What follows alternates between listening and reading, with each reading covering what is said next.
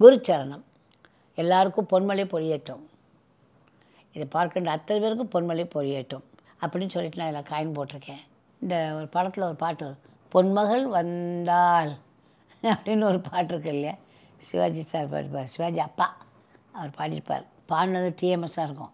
ஆனால் அவர் அப்படி பொன்மகள் வந்தால், பொன்மகளே பக்கத்தில் வந்துட்ட மாதிரிலாம் நடிப்பார். அதுவும் எம்ஜிஆர் சரோஜா ஜோடினா கேட்கவே வேண்டாம், இத்தனை ஒரு ரசனைகள் இருக்கும். அது சரோஜாதேவி அவர்களே சொல்லியிருக்காங்க, எம்ஜிஆர்கிட்ட நடிக்கிறப்ப வேறு கிளாமரஸ், இவர்கிட்ட நடிக்கிறப்ப ரொம்ப சீரியஸானதாக இருக்கும் சிவாஜி சாரோட அப்படின்னு சொல்லுவாருங்க.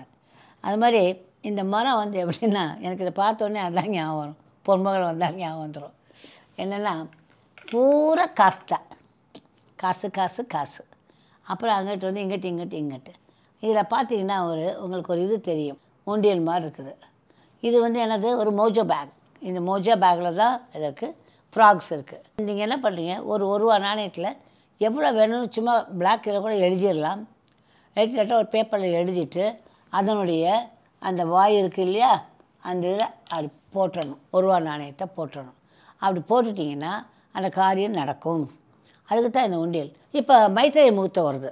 மைத்திரை முகூர்த்தத்தில் நிறைய கடன் இருக்குது அப்படின்னு வச்சுருந்தீங்கன்னா, மைத்திரை முகூர்த்தத்தை அன்னைக்கு நான் இவ்வளோ கடனை கட்டிவிட்டேன் அப்படின்னு சொல்லி ஒரு ரூபா நாணயத்தை எடுத்து எழுதி இதில் போட்டுடணும். இப்போ இந்த ரூபா நாணயத்தை நான் போடுறேன் பாருங்கள், எவ்வளவோ கடனும் அடைந்து விட்டது அப்படின்னு எல்லாருக்கும், இதை பார்க்கின்ற மக்களுடைய எல்லா கடனும் இதனால் அடைந்து விட்டது அப்படின்னு போடுறேன்.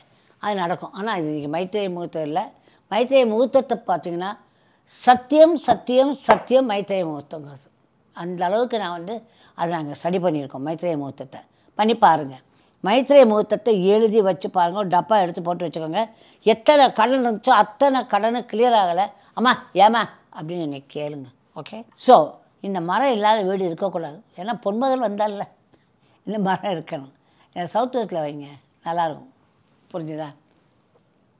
I love you. ஆல்மையில் ஒளி சொல்கிறேன். Good luck. பாய்.